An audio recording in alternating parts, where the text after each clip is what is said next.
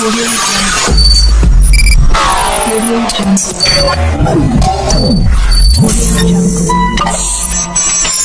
Audio Jungle. Assalamualaikum warahmatullahi wabarakatuh. A'udzubillahi minasyaitonirrajim. Bismillahirrahmanirrahim.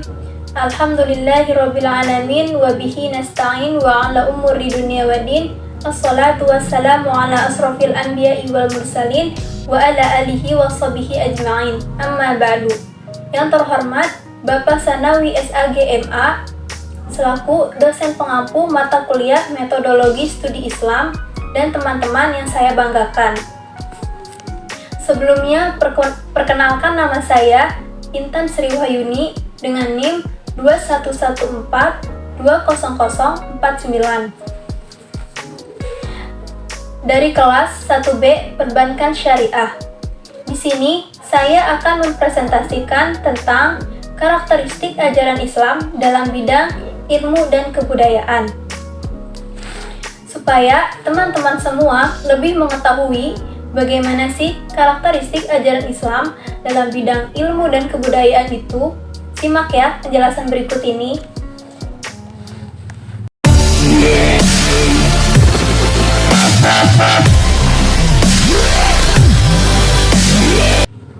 Karakteristik ajaran Islam dalam bidang ilmu dan kebudayaan bersikap terbuka, akomodatif, tetapi juga selektif. Dari satu segi, Islam terbuka dan akomodatif untuk menerima berbagai masukan dari luar. Tetapi bersamaan dengan itu, Islam juga selektif, yakni tidak begitu saja menerima seluruh jenis ilmu dan kebudayaan, melainkan hanya ilmu dan kebudayaan yang sejalan dengan Islam. Dalam bidang ilmu dan teknologi, Islam mengajarkan kepada pemeluknya untuk bersikap terbuka. Bagaimanapun, Islam adalah sebuah paradigma terbuka. Ia merupakan mata rantai peradaban dunia. Dalam sejarah, kita melihat Islam mewarisi peradaban Yunani sampai Romawi di barat, dan peradaban-peradaban Persia, Cina, dan India di timur. Selama abad 7 sampai abad 15, ketika peradaban besar di barat dan timur itu tenggelam, mengalami kemerosotan, Islam bertindak sebagai pewaris utamanya, untuk kemudian diambil alih oleh peradaban barat sekarang melalui Renaissance. Jadi, dalam bidang ilmu dan kebudayaan, Islam menjadi mata rantai yang penting dalam sejarah peradaban dunia. Dalam kurun waktu selama 8 abad itu, Islam bahkan mengembangkan warisan-warisan ilmu pengetahuan dan teknologi dari peradaban-peradaban tersebut. Banyak contoh yang dapat dijadikan bukti tentang peranan Islam sebagai mata rantai peradaban dunia.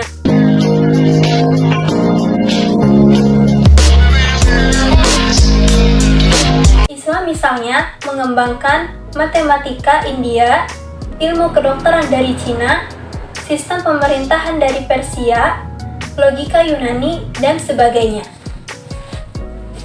Tentu saja dalam proses pengembangan itu terjadi dialektika internal.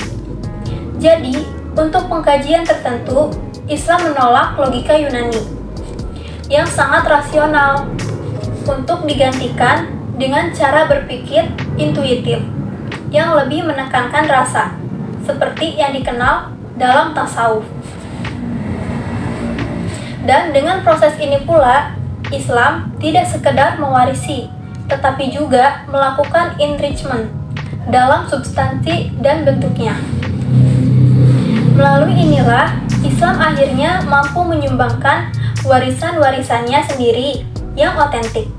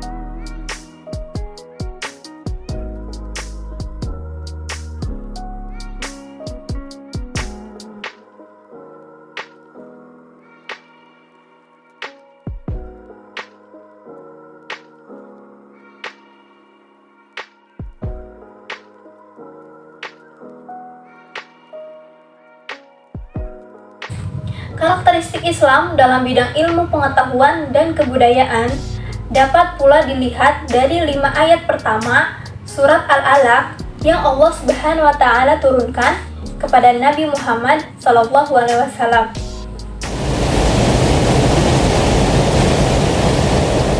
Bismillahirrahmanirrahim.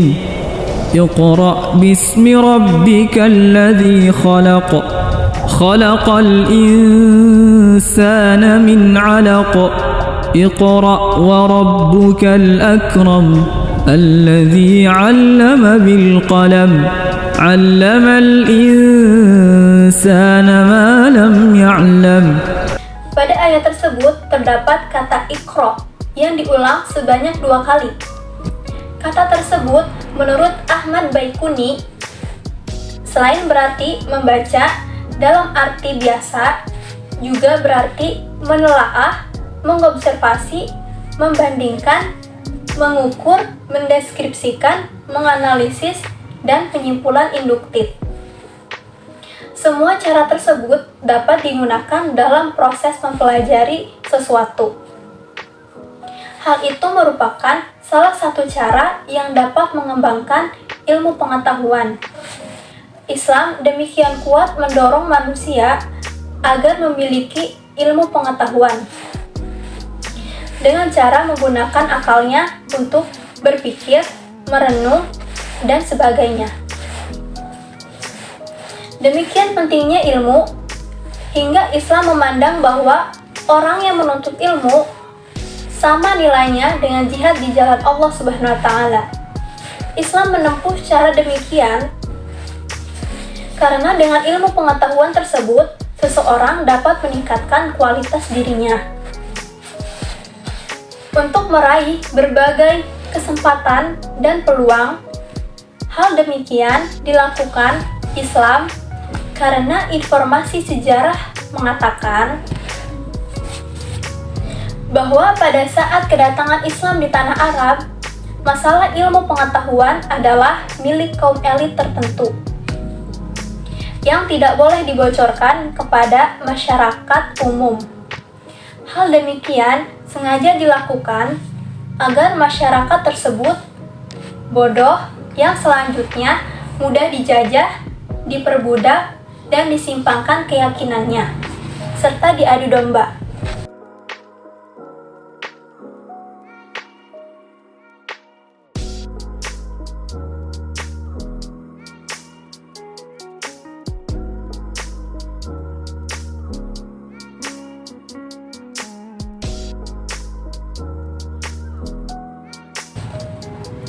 Keadaan tersebut tak ubahnya dengan kondisi yang dialami masyarakat Indonesia pada saat zaman penjajahan Belanda.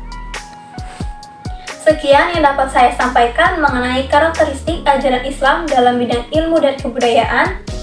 Kurang dan lebihnya mohon maaf. Wassalamualaikum warahmatullahi wabarakatuh. Terima kasih.